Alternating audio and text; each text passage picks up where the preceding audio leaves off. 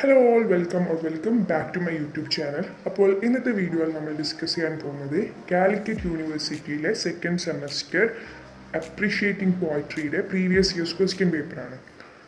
Discuss ചെയ്യണത് April 2021 നടന്ന എക്സാമിൻ്റെ പേപ്പറാണ്. ഈ ഒരു പാറ്റേൺ എല്ലാവർക്കും അറിയായിരിക്കും. 80 മാർക്കിനാണ് നമ്മൾ എക്സാം എഴുതേണ്ടത്. അതിൽ section A, section B, section C എന്നിങ്ങനെ 3 സെക്ഷൻസ് ആണ് ഉണ്ടാവുക. അതിൽ സെക്ഷൻ എയിൽ ഏതെങ്കിലും 10 ക്വസ്റ്റ്യൻസ് അറ്റൻഡ് ചെയ്താൽ മതി. 15 ക്വസ്റ്റ്യൻസ് ഉണ്ടാകും. അതിലേതെങ്കിലും 10 ക്വസ്റ്റ്യൻസ് അറ്റൻഡ് ചെയ്യാം. സീലിംഗ് ഉണ്ടാകും. അതുകൊണ്ട് തന്നെ മാക്സിമം ഫുൾ ക്വസ്റ്റ്യൻസ് അറ്റൻഡ് ചെയ്യാൻ ശ്രമിക്കാം. അറ്റ്ലീസ്റ്റ് ഒരു 12 നിർബന്ധമായിട്ട് അറ്റൻഡ് ചെയ്യാം. നെക്സ്റ്റ് സെക്ഷൻ ബിയിലേക്ക് പോവുകയാണെങ്കിൽ 8 ക്വസ്റ്റ്യൻസ് ആണ് ടോട്ടൽ ഉണ്ടാവുക. അതിലേതെങ്കിലും 5 ക്വസ്റ്റ്യൻസ് അറ്റൻഡ് ചെയ്താൽ മതി. ഇതിന് 6 മാർക്കിൻ്റെ ക്വസ്റ്റ്യൻ ആണ്. സോ 6-7 ക്വസ്റ്റ്യൻസ് അറ്റൻഡ് ചെയ്യുന്നതായിരിക്കും നല്ലത്. നെക്സ്റ്റ് സെക്ഷൻ സി ആണ്. സെക്ഷൻ സിയിൽ ഏതെങ്കിലും 2 ക്വസ്റ്റ്യൻസ് അറ്റൻഡ് ചെയ്താൽ മതി. 10 മാർക്കിൻ്റെ ആണ്. ഇതിന് സീലിംഗ് ഇല്ല. അതുകൊണ്ട് 2 ക്വസ്റ്റ്യൻസ് മാത്രം അറ്റൻഡ് ചെയ്താൽ മതി. അപ്പോൾ നമുക്ക് പേപ്പർ ഡിസ്കഷനിലേക്ക് പോവാം. ഫസ്റ്റ് സെക്ഷൻ എയിലുള്ള ക്വസ്റ്റ്യൻസ് എന്തൊക്കെയാണ്, അതിൻ്റെ ആൻസേഴ്സ് എന്തൊക്കെയാണ് നമുക്ക് നോക്കാം. First question, explain the closing lines of the poem Shall I Compare Thee to a Summer's Day? അതിൻ്റെ answer, the closing lines say that the summer days will end, but his beloved will last forever. It is so because the beloved is immortalized in the poem. As long as men can breathe or eye can see, the poem will be read, and thus the beloved will remain alive all the time. Clear അല്ലേ? അതായത് summer days അവസാനിക്കും, പക്ഷേ ബിലവിഡ്, പോയറ്റിൻ്റെ ബിലവിഡ് ഇമ്മോർട്ടലായിട്ട് പോയറ്റിൽ ജീവിക്കും. അതുകൊണ്ട് തന്നെ എത്ര കാലമാണോ ഈ ലോകത്ത് മനുഷ്യർ ജീവിക്കുന്നത്, അവരുള്ളിടത്തോളം കാലം ഈ പോയറ്റിൻ്റെ ഫ്രണ്ട് അല്ലെങ്കിൽ പോയറ്റിൻ്റെ ബിലവിഡിൻ്റെ മെമ്മറീസ് ജീവിച്ചുകൊണ്ടേയിരിക്കും എന്നുള്ള ഒരു ആൻസറാണ് എഴുതേണ്ടത്. ഓക്കെ. രണ്ടാമത്തെ question, what are the meanings of the word talent in Milton's poem? Answer, it can mean an amount of money and it can also mean our special gifts or abilities like the talent to sing, dance, act or even the gift of understanding the things properly. അതായത് amount of money ആവാം ഇവിടെ talent കൊണ്ട് ഉദ്ദേശിക്കുന്നത്, അല്ലെങ്കിൽ നമ്മൾക്കുള്ള special abilities അല്ലെങ്കിൽ gifts അതുമാണ്. മൂന്നാമത്തെ question, who prompted Dylan Thomas to write the poem? അതിൻ്റെ answer father ആണ്. The poet's knowledge that his father had cancer and he is about to die prompted him to write the poem. He wanted to read the poem to his father before he died, but unfortunately it was published after his father's death. അപ്പോൾ ആരെ prompt ചെയ്തത്? ഫാദറാണ്. ഫാദറിൻ്റെ അസുഖം വന്നതുകൊണ്ടാണ് ഡിലാൻ Thomas ഈ poem എഴുതിയത്. Fourth question, why should the parting couple melt and make no noise? ഈ question ചോദിച്ചത് valediction forbidding mourning എന്ന് പറഞ്ഞ ചാപ്റ്ററിനാണ്. ഇതിൻ്റെ answer, the parting couple should melt and make no noise because their love is spiritual and not carnal. It is the ordinary lovers that cry and shed tears when their partners go away from them for some reason. In the case of the poet and his lover, their love is far above the physical love of the ordinary people. അപ്പോൾ answer സിമ്പിളായിട്ട് പറയുകയാണെങ്കിൽ പോയിറ്റിൻ്റെ lover, ഇവർ തമ്മിലുള്ള love എന്ന് പറയുന്നത് spiritual ലവാണ്, അല്ലാതെ carnal ലവല്ല. Carnal ലവിലാണ് വളരെ മെൽറ്റും നോയ്സൊക്കെ ഉണ്ടാവുക, ഒരുപാട് കരച്ചിലും ഇതൊക്കെ ഉണ്ടാവല് കാർണൽ ലെവലാണ്. പക്ഷേ spiritual level they will not make No, they will never make noise. Okay? So, in the next question, fifth, explain the phrase long childhood afternoons. ഈ ക്വസ്റ്റ്യൻ ചോദിച്ചിട്ടുള്ളത് ചൈൽഡ്ഹുഡ് എന്ന് പറഞ്ഞ ചാപ്റ്ററിനാണ്. ഇതിൻ്റെ answer, the poet did not have a happy childhood. Normally childhood is a time when people are happy, playing and roaming about and doing the things they love. But in the case of the poet, his childhood was like long, very boring afternoons. സിമ്പിളായിട്ട് മനസ്സിലാക്കാം. പോയറ്റിനൊരു happy childhood അല്ലായിരുന്നു. സാധാരണയുള്ള childhood വളരെ സന്തോഷം നിറഞ്ഞതൊക്കെയാണ്. പക്ഷെ പോയിറ്റിൻ്റെ കേസിൽ വളരെ boring ആയിട്ടുള്ള ഒരു ചൈൽഡ്ഹുഡാണ്. അതുകൊണ്ടാണത് ലോങ് ചൈൽഡ്ഹുഡ് ആഫ്റ്റർനൂൺസ് എന്ന് പറഞ്ഞ ഫ്രേസിൽ അദ്ദേഹം ഈ ഒരു പോയത്തിൽ പ്രസൻറ്റ് ചെയ്യുന്നത്. ഓക്കെ, ഇനി ആറാമത്തെ ക്വസ്റ്റ്യൻ നോക്കാം. Why does the narrator say that he can write the saddest lines? ഈ ഒരു ക്വസ്റ്റ്യൻ ചോദിച്ചത് tonight I can write the saddest lines എന്ന ചാപ്റ്ററിൽ നിന്നാണ്. അതിൻ്റെ answer it is because his beloved has deserted him and has gone to another person. He loved her deeply and the loss is too much for him to forget. അതായത് പോയിറ്റിൻ്റെ lover പോയിറ്റിനെ ചതിച്ചു, വേറെ ഒരാളെ കൂടെ പോയി. ഈ ഒരു ലോസ് അത്രയും പെയിൻഫുൾ ആയിട്ടുള്ള ഒന്നാണ്. അതുകൊണ്ട് അദ്ദേഹത്തിന് സാഡസ്റ്റ് ലൈൻസ് എഴുതാൻ സാധിക്കുന്നു എന്നാണ് സിമ്പിളായിട്ട് പറയുകയാണെങ്കിൽ. Seventh question. Why is the title of the poem without title ironic? The title is ionic because the father has no ceremonies and the poem dedicated to him has no title. He was a Cherokee and Cherokee Indians are very famous or notorious for their elaborate ceremonies. For example, when a man made his first kill of buffalo, it was an occasion for a great ceremony. എന്താണ് ionic എന്ന് പറഞ്ഞാൽ വിരോധാഭാസം. Okay, ഇത് ഒരു വിരോധാഭാസം അല്ലെങ്കിൽ ionic ആവുന്നത് ഫാദറിന് യാതൊരു സെറിമണീസും ഉണ്ടായിരുന്നില്ല ആൻഡ് ഫാദറിന് ഡെഡിക്കേറ്റ് ചെയ്ത പോയത്തിന് ടൈറ്റിലും ഇല്ല. ഓക്കെ, ഫാദർ ഒരു ഇന്ത്യൻ ചെറോക്കി ആയിരുന്നു. വളരെയധികം സെറിമണീസ് ഒക്കെ നടത്തിയിരുന്നൊരു ഗ്രൂപ്പായിരുന്നു. അതുകൊണ്ടാണ് ഈ ഒരു ടൈറ്റിൽ വിത്തൗട്ട് ടൈറ്റിൽ അയോണിക് ആവുന്നത്. എട്ടാമത്തെ question. What are the different things on which one can get drunk? ഈ ഒരു ക്വസ്റ്റ്യൻ ചോദിച്ചത് ബി ഡ്രങ്ക് എന്ന് പറഞ്ഞ ചാപ്റ്ററിൽ നിന്നാണ്. Answer. The different things that one can get drunk on are wine, poetry or virtue. ഒരാൾക്ക് വൈൻ അല്ലെങ്കിൽ poetry അല്ലെങ്കിൽ വിർച്യു ഒക്കെ അതിലൊക്കെ ബി ഡ്രങ്ക് ആവാം. ഒമ്പതാമത്തെ question. What effect does the series of questions create? Answer. The series of questions create the impression that the rivers in the past were clean and beautiful and they were represented as blue on the maps. But they are no more clean and beautiful, and it is absolutely wrong to keep the color blue on the maps to represent rivers. It was alright in the past when the rivers were pure, but now they have become stagnant and squalid, and therefore the color blue is an inappropriate for them. ആ series of ക്വസ്റ്റ്യൻസിൻ്റെ ഒരു effect എന്താണെന്നാണ് ചോദിച്ചത്. അപ്പോൾ സിമ്പിളായിട്ട് പറയാം, അതായത് blue colour ആയിരുന്നു ആദ്യ മാപ്പിൽ റിവേഴ്സിനെ പ്രസൻറ്റ് ചെയ്തിരുന്നത്.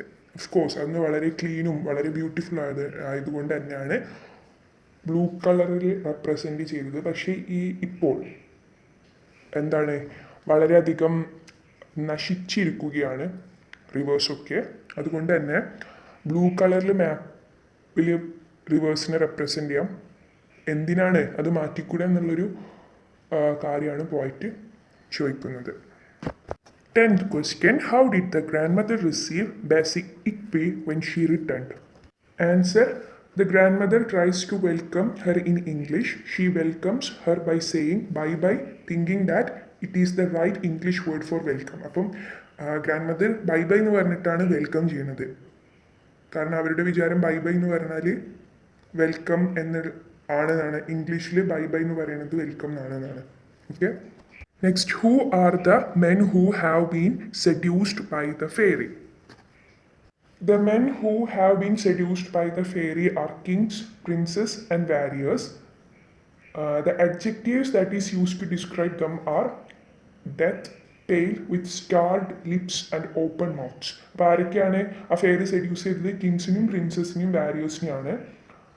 അവരെ ഡിസ്ക്രൈബ് ചെയ്യാൻ വേണ്ടിയിട്ട് യൂസ് ചെയ്ത adjectives death, pale, with starved lips and open mouths. 12ാമത്തെ question. Why does Auden say he disappeared in the dead of winter? ഈ question in memory of W.B. Yeats എന്ന് പറഞ്ഞ ചാപ്റ്റർ എടുത്തതാണ്. Answer. Odin says he disappeared in the dead of winter because Yeats died on 29th of January 1939 when it was extremely cold. He died in France. Yeats മരിച്ചത് ഒരു വളരെ എക്സ്ട്രീമായിട്ട് കോൾഡായിട്ടുള്ള ഒരു വെതറിൽ ക്ലൈമറ്റിലാണ് എന്നാണ് പറഞ്ഞത്. ആ ഒരു ഡേറ്റും ഒക്കെ ഒന്ന് പഠിച്ചു വെക്കുക. 13ാമത്തെ question, what is the significance of the allusion to Neptune taming a sea horse in my last lectures? Answer, the allusion is to the fact that once Duke marries his new wife, she should obey his dictates. He will control her completely as Neptune, the god of sea, is controlling sea horse. അപ്പം ഇതിൻ്റെ answer എന്താണെന്ന് വെച്ചാൽ പുതിയ വൈഫിനെ മാരി ചെയ്യുമ്പം എങ്ങനെയാണോ Neptune see ഹോഴ്സിനെ control ചെയ്യണത് അതേമാതിരി കൺട്രോൾ ചെയ്യും ആ വൈഫിനെ ഡ്യൂക്ക്. ആ ഒരു മെസ്സേജ് ഇൻഡയറക്റ്റ് ആയിട്ട് പറഞ്ഞു കൊടുക്കുകയാണ്. അതാണ് ഈ അല്യൂഷൻ കൊണ്ട് ഉദ്ദേശിക്കുന്നത്. What is elegy? അതിൻ്റെ answer, it is a poem that laments the death of a person with a reflection on the broader theme of man's mortality. ഒരാളുടെ മരണത്തെ കുറിച്ച് എഴുതുന്ന പോയാണ് എലജി എന്ന് പറയുന്നത്. ആ ഒരു മരണത്തിൻ്റെ ദുഃഖത്തെ കാണിച്ച് എഴുതുന്ന പോയമാണ് എലജി. അതിന് നല്ലൊരു എക്സാമ്പിളാണ് elegy written in a country churchyard, Thomas ഗ്രേൻ്റെ. ഇതൊക്കെ ഒന്ന് എക്സാമ്പിളാക്കി എഴുതിയൊക്കെയാണെങ്കിൽ നല്ല മാർക്ക് കിട്ടും. നമ്മൾ അപ്രിഷ്യേറ്റിംഗ് പോയട്രിയിൽ പഠിച്ച എലജി ചെയ്ത in the memory of W.B. Yeats, അതൊരു എലജിയാണ്. 15th question, explain the term oxymoron with examples. എന്താണ് ഓക്സിമറൺ? രണ്ട് ഓപ്പോസിറ്റ് ആയിട്ടുള്ള ടേംസ് ജോയിൻ ചെയ്യിപ്പിക്കുക, അതാണ് ഓക്സിമറൺ എന്ന് പറയുന്നത്. an example, sweet sorrow, bitter sweet. അതായത് രണ്ട് ഓപ്പോസിറ്റ് വേർഡ്സ്, തീരെ മാച്ചിങ് അല്ലാത്ത രണ്ട് ഓപ്പോസിറ്റ് ആയിട്ടുള്ള വേർഡ്സിനെ അല്ലെങ്കിൽ രണ്ട് കോൺട്രറി ടേംസിനെ ജോയിൻ ചെയ്യിപ്പിക്കുക, അതിനാണ് ഓക്സിമറൺ എന്ന് പറയുന്നത്. ഇനി നമുക്ക് സെക്ഷൻ ബിയിലേക്ക് പോകാം.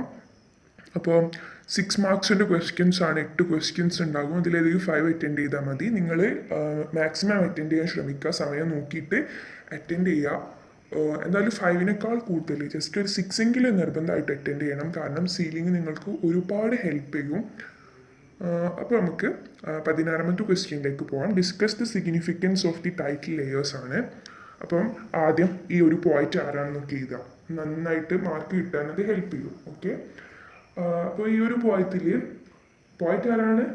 ക്വിനിറ്റ്സ് ആണ്. അപ്പോൾ ഈ ഒരു പോയത്തിൽ ഇദ്ദേഹം നമുക്ക് കാണിച്ചു തരുന്നത് ലൈഫിൻ്റെ കോംപ്ലക്സിറ്റിനെ കുറിച്ചാണ്.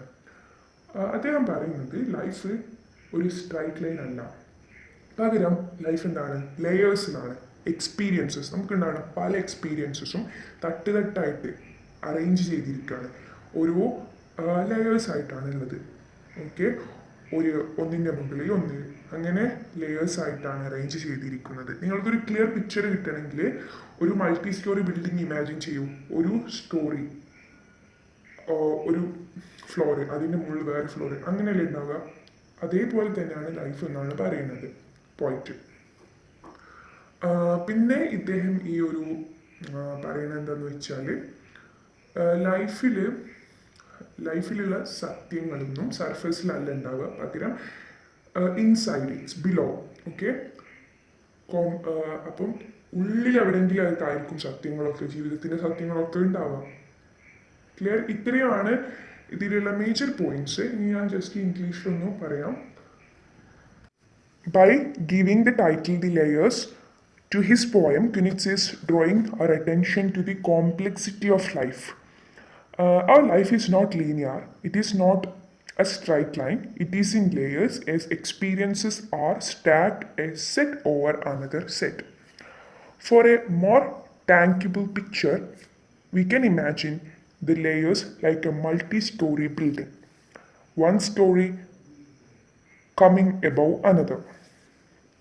Each layer should be strong enough to sustain the upper layer. Most things are not as they appear on the surface, and truth lies somewhere below. Kunitz is tapping into the complexities of life to broaden our perspectives on how life works and what's possible. ഇനി നമുക്ക് 17th question എന്താണെന്ന് നോക്കാം. What are the different roles the lover in the poem I am your man is willing to take to satisfy his beloved? അപ്പോൾ ഇത് ഏത് ചാപ്റ്ററിലാണ്? I M your man എന്ന ചാപ്റ്ററിലാണെന്ന് ക്വസ്റ്റ്യനിൽ തന്നെ തന്നിട്ടുണ്ട്. നമുക്ക് നോക്കാം ആൻസർ എന്താണ്. ബിലവഡ് റെഡിയാണ് ഒരു മാസ്ക് ധരിക്കാൻ. ഞാൻ ജസ്റ്റ് ഇംഗ്ലീഷിൽ വായിച്ചു തരാം. Okay. The lover is willing to take on many roles to satisfy his beloved. If she wants another kind of lover, he will wear a mask for her. So he's ready to wear a mask, right? If she wants a partner, she can take his hand. If she wants to strike him down in anger, he's ready to be beaten. If she wants a boxer, he will step into the boxing ring for her. If she wants a doctor, he will examine every inch of her body. If she wants a driver, she should get inside the car. If she wants to take him for a ride, he is ready to go with her. ഇതാണ് ഇതിൻ്റെ answer. സിമ്പിളാണ്, അതുകൊണ്ടാണ് ഞാൻ ഇംഗ്ലീഷിൽ തന്നെ വായിച്ചത്. നിങ്ങൾക്ക് മനസ്സിലായിട്ടുണ്ടാവുമെന്ന് കരുതുന്നു. ഇനി നമുക്ക് 18ാമത്തെ ക്വസ്റ്റ്യൻ നോക്കാം. Summarise the pieces of advice given by the poet to those who will serve time in prison. അപ്പോൾ എന്തൊക്കെ അഡ്വൈസസ് ആണ് നാസിം ഹിക്മത്ത് പോയിറ്റിൻ്റെ പേരും പോയിറ്റിനെ കുറിച്ച് ജസ്റ്റ് ഒന്ന് മെൻഷൻ ചെയ്യുക. ഏത് ക്വസ്റ്റ്യൻ സ്റ്റാർട്ട് ചെയ്യുമ്പോഴും പ്രത്യേകിച്ച് 6 മാർക്കിൻ്റെയും 10 മാർക്കിൻ്റെയും ഒക്കെ പോയിറ്റിനെ കുറിച്ച് ഡിസ്ക്രൈബ് ചെയ്യുകയാണെങ്കിൽ മെൻഷൻ ചെയ്യുകയാണെങ്കിൽ നിങ്ങൾക്ക് മാർക്ക് കൂടാൻ വളരെയധികം ഹെൽപ്പ് ചെയ്യും. ഓക്കെ. അപ്പം എന്തൊക്കെ അഡ്വൈസസ് ആണ്? Look at your face every day after shaving it's so that you feel fresh. അതാണ് ഒരു അഡ്വൈസ്. ഷേവ് ചെയ്തതിന് ശേഷം മിററിൽ നോക്കുക. അപ്പോൾ നിങ്ങൾക്ക് അവർക്ക് പ്രിസണേഴ്സിന് വളരെ ഫ്രഷ് ആയിട്ട് തോന്നും. Forget your age.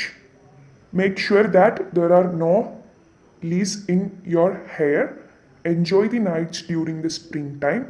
Always remember to eat every last piece of bread so that you remain healthy. And above all, don't forget to laugh heartily. Think of seas and mountains. Read and write a lot. Do some work like weaving or making mirrors. Maintain the shine of your heart.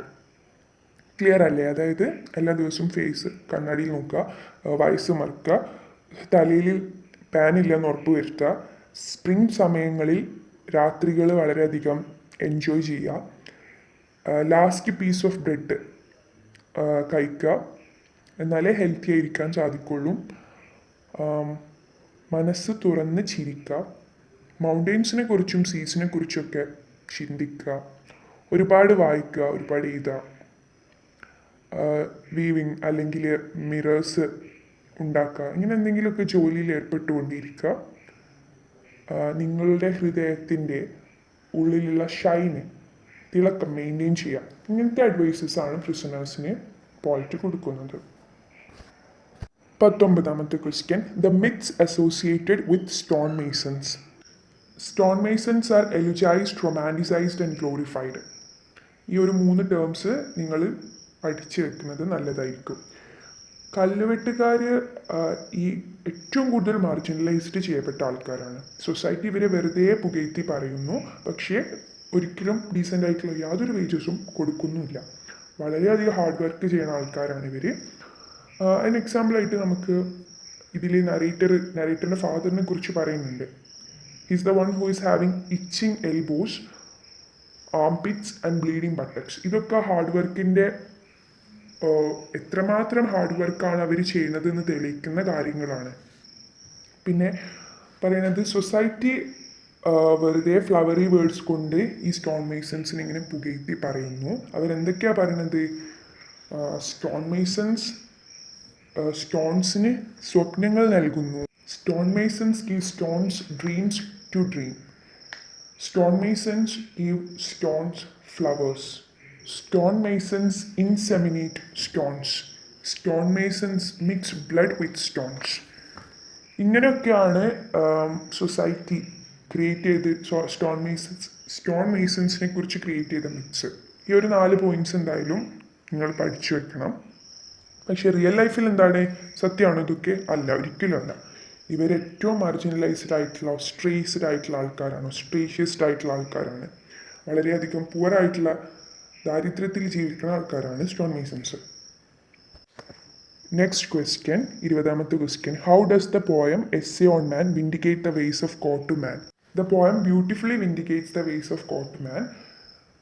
മാൻ എന്താ ചെയ്യുന്നത്? വളരെ ബോൾഡായിട്ട് ചോദിക്കുകയാണ് ഗോഡിനോട്, എന്തിനാണ് എന്നെ വളരെ വീക്കായിട്ട്, വളരെ ചെറുതായിട്ട്, ബ്ലൈൻഡായിട്ട് create ചെയ്തതെന്ന്. പക്ഷെ പോയിട്ട് പറയാണ് മാനിനോട്, നിങ്ങൾക്ക് എന്തുകൊണ്ട് ഇങ്ങനെ ചിന്തിച്ചുകൂടാ? നിങ്ങളെ എന്തുകൊണ്ടാണ് വീക്കർ അല്ലാതെ, സ്മോളർ അല്ലാതെ, ബ്ലൈൻഡർ അല്ലാതെ ക്രിയേറ്റ് ചെയ്തത്? അങ്ങനെ ചിന്തിച്ചൂടെ എന്ന് പോയിട്ട് ചോദിക്കുകയാണ്. ഓക്കെ. പിന്നെ പോയിട്ട് പറയുന്നത്, നിങ്ങൾ മദർ എർത്തിനോട് ചോദിക്കൂ എന്തുകൊണ്ടാണ് ഓക്ക് മരങ്ങളെ അതിൻ്റെ അടിയിലുള്ള ചെറിയ പുല്ലുകളെക്കാളും നീളം ഉള്ളതാക്കിയത്. സിൽവർ സ്കൈസിനോട് ചോദിക്കൂ എന്തുകൊണ്ടാണ് ജൂപ്പിറ്ററിൻ്റെ സാറ്റലൈറ്റ്സ് ജൂപ്പിറ്ററിനേക്കാളും ചെറുതായത്. പിന്നെ പറയുന്നത്, ഗോഡ് ഈ ലോകത്ത് എല്ലാ സാധനങ്ങളും എന്താണ് ബെസ്റ്റ് പോസിബിൾ മാനറിലാണ് ക്രിയേറ്റ് ചെയ്തത്. അതിന് ആവശ്യമായിട്ടുള്ള എല്ലാ ക്വാളിറ്റീസും കൊടുത്തുകൊണ്ട് എല്ലാത്തിനും അതിൻ്റേതായിട്ടുള്ള ഒരു പ്ലേസ് ഉണ്ട്. ചിലവർ മുകളിലായിരിക്കും, ചിലവർ അടിയിലായിരിക്കും. ജീവിതത്തിൻ്റെ സ്കെയിലിൽ മാനിന് ഒരു പർട്ടിക്കുലർ പ്ലേസ് ഉണ്ട്, ഒരു പർട്ടിക്കുലർ പൊസിഷൻ ഉണ്ട്. നമ്മളെന്താണോ റോങ് ആണെന്ന് പറയണത് അത് ചിലപ്പോൾ റൈറ്റ് ആവാം, നമ്മളെന്താണോ റൈറ്റ് എന്ന് പറയുന്നത് അത് റോങ് ആവാം. നമ്മൾ നോക്കി കാണുന്നതിനനുസരിച്ച് നിൽക്കും. എർത്തിൽ ചിലപ്പോൾ മെയിൻ ക്രിയേച്ചർ മാൻ ആയിരിക്കാം, പക്ഷേ വേറെ ഏതെങ്കിലും സ്ഫിയറിൽ മാൻ ചിലപ്പോൾ സെക്കൻഡ് അല്ലെങ്കിൽ തേർഡ് പൊസിഷൻ മാത്രമേ ഉണ്ടാവുള്ളൂ, മെയിൻ ആവില്ല. നമ്മൾ ഈ യൂണിവേഴ്സിൻ്റെ ഒരു ചെറിയ ഭാഗം മാത്രമേ കാണുള്ളൂ, അതിൻ്റെ ഫുൾ ഭാഗം കാണുന്നില്ല. പ്രൗഡ് ഹോഴ്സിന് അറിയില്ല എന്തുകൊണ്ടാണ് മാന് ആ ഹോഴ്സിനെ കൺട്രോൾ ചെയ്യുന്നത്, തന്നെ കൺട്രോൾ ചെയ്യുന്നത് ഹോഴ്സിന് അറിയില്ല. അതേപോലെ തന്നെ ഓക്സിന് അറിയില്ല എന്തുകൊണ്ടാണ് നിലം പ്ലോ ചെയ്യിപ്പിക്കുന്നത്, മനുഷ്യരെന്തിനാണ് തന്നെ കൊണ്ട് നിലം പ്ലോ ചെയ്യിപ്പിക്കണമെന്ന് ഓക്സിനും അറിയില്ല. ഒരു കാലത്ത് വിക്റ്റിമായിട്ടുള്ള ആള് വേറൊരു കാലത്ത് റൂളറാവാം. ഇതാണ് ബൈബിളിലുള്ള ജോസഫിൻ്റെ കേസിൽ സംഭവിച്ചത്. ബ്രദേഴ്സ് സ്ലേവറിക്ക് അയച്ച സെല് ചെയ്ത ഒരു ആളാണ് ജോസഫ്, പിന്നീട് ഈജിപ്തിലെ റൂളറായി.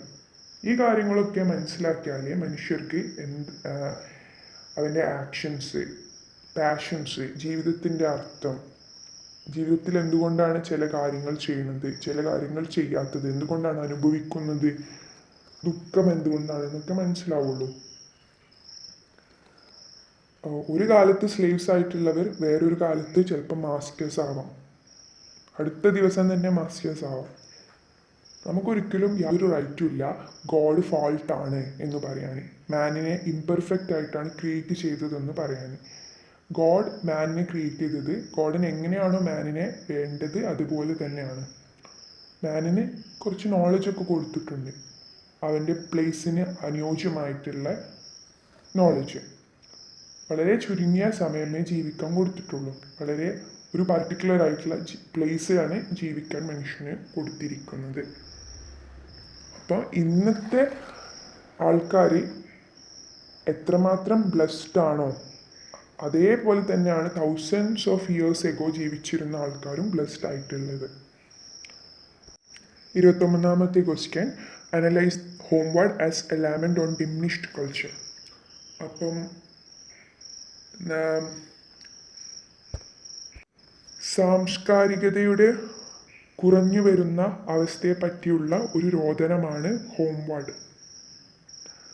അതെ, certainly it is A lament on diminished culture. ഒരു 4 വയസ്സായി ഒരു സമയത്താണ് നൈജീരിയക്കാരെ ആയിട്ടുള്ള ഇക്വിയുടെ പാരൻസ് അമേരിക്കയിലേക്ക് കൊണ്ടുവരുന്നത്. ഇക്വിക്ക് ഒരുപാട് നൊസ്റ്റാൾജിയ ഉണ്ട് തൻ്റെ ഹോംലാൻഡ് ആയിട്ടുള്ള നൈജീരിയയെക്കുറിച്ച്. ഒരു സക്സസ്ഫുൾ ആയിട്ടുള്ള ഒരു അമേരിക്കൻ സ്പോക്കൺ വേർഡ് ആർട്ടിസ്റ്റ് ആണെങ്കിലും ഒരു അമേരിക്കയിൽ ഒരു സക്സസ്ഫുൾ ആയിട്ടുള്ള പോയിറ്റും ആർട്ടിസ്റ്റും മെൻ്റൽ അഡ്വക്കേറ്റും TV പ്രസൻറ്ററും ഒക്കെ ആയിട്ടുണ്ടെങ്കിലും ഒരു അമേരിക്കക്കാരി ആവാൻ സ്വഭാവത്തിലൊരു അമേരിക്കൻ ആറ്റിറ്റ്യൂഡ് കൊണ്ടുവരാൻ ഇപ്പിക്ക് താല്പര്യം ഉണ്ടായിരുന്നില്ല. ഹോംവേർഡ് ഒരു സ്പോക്കൺ വേർഡ് പോയമാണ്. അത് നമുക്ക് കാണിച്ചു തരുന്നത് എന്താണ്? ഒരു നൈജീരിയൻ തൻ്റെ നഷ്ടപ്പെട്ടു പോയ നാഷണാലിറ്റിയെക്കുറിച്ച് അവരുടെ വേദനയാണ് ഈ ഒരു പോയത്തിലൂടെ കാണിച്ചു തരുന്നത്. It presence the പാങ്സ് of A Nigerian who lost the reality of her nationality to the hands of a foreign land. It is a poem about diminished culture. ഇപ്പിക്ക് ഒരുപാട് കാര്യങ്ങൾ അമേരിക്കയിൽ മിസ് ചെയ്യുന്നുണ്ട്. She misses her selfless love of her ഗ്രാൻഡ് മദറിനെ miss ചെയ്യുന്നുണ്ട്, ഗ്രാൻഡ് മദറിൻ്റെ ലവിനെ മിസ് ചെയ്യുന്നുണ്ട്. പിന്നെ ഒരുപാട് Nigerian food items like chin എന്ന് പറഞ്ഞ food, fufu, garri, plantain fried in palm oil, ഇതൊക്കെ ഇവർക്ക് മിസ് ചെയ്യുന്നുണ്ട്. പിന്നെ അതുപോലെ തന്നെ നൈജീരിയയിലുള്ള ആൾക്കാർക്ക് വളരെയധികം ഫ്രാങ്ക്നെസ് ഉണ്ടാകും, ഓപ്പൺ മൈൻഡഡ് ആയിട്ടുള്ള ആൾക്കാരാണ്. അവരുടെ ഓപ്പൺ ഹേർട്ട്, ആ ഒരു ഓപ്പൺ മൈൻഡ്, അതൊക്കെ ഇവർക്ക് അമേരിക്കയിൽ കിട്ടുന്നില്ല. ഇങ്ങനെ ഒരുപാട് കാര്യങ്ങൾ ഇപ്പിക്ക് മിസ് ചെയ്യുന്നുണ്ട്. അതാണ് ഹോംവാർഡിലുള്ളത്. So it is certainly a lament on the diminished culture. 22ാമത്തെ question, consider Milton's poem as a crisis poem. So when I consider how my life is spend by John Milton, ശരിക്കൊരു crisis poem തന്നെയാണ്. കാരണം അതിൽ express ചെയ്യണത് മിൽട്ടൻ്റെ ബ്ലൈൻഡ്നെസ്സിനെ കുറിച്ചും ആ blindness അദ്ദേഹത്തിന് എങ്ങനെ ഒരു വേദന കൊടുത്തു, അതായത് തൻ്റെ കഴിവുകളൊന്നും അതിൻ്റെ മാക്സിമത്തിൽ യൂസ് ചെയ്യാൻ സാധിച്ചില്ല എന്നുള്ള ഒരു വിഷമം മിൽട്ടൺ കാണിക്കുന്നുണ്ട്. പിന്നെ അദ്ദേഹം പറയുന്നു ഗോഡിന് താൻ ചെയ്യേണ്ട സർവീസിനെ കുറിച്ച് ചിന്തിക്കുന്നു. He is worried if he will be able to do it properly as he lacks eyesight. പിന്നീട് അദ്ദേഹം സമാധാനിക്കുന്നത് എങ്ങനെയെന്ന് വെച്ചാൽ, ഗോഡിന് അറിയാലോ ഐസൈറ്റ് ഇല്ലാത്ത ഒരാളിൽ നിന്ന് കൂടുതൽ സർവീസൊന്നും ഡിമാൻഡ് ചെയ്യാൻ പാടില്ല എന്ന്. So God will not demand anything hard from him that needs the help of eyesight as fate took away his sight. He thinks who stand and wait are also serving God. Thus we see a crisis in life of Militant and he tries to overcome it. So section C വേറൊരു video ആയിട്ട് ചെയ്യുന്നതായിരിക്കും. നിങ്ങൾക്ക് ഈ video helpful ആയിട്ടുണ്ടെങ്കിൽ ഈ channel ഒന്ന് subscribe ചെയ്യുക, just ഒന്ന് ലൈക്കും ചെയ്യുക, സപ്പോർട്ട് ചെയ്യുക. നിങ്ങളുടെ ഫ്രണ്ട്സ് റിലേറ്റീവ്സൊക്കെ ആയിട്ട് ഷെയർ ചെയ്യുക. Thank you.